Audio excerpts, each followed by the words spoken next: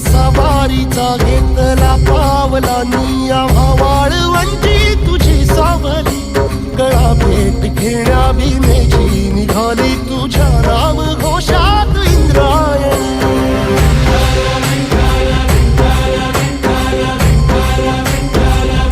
भिडे आसमंती ध्वजा वैष्णवांची उभी पंढरी आज नानावली तुझे नाव ओठी तुझे रूप ध्यानी जीवाला तुझी आस गा लागली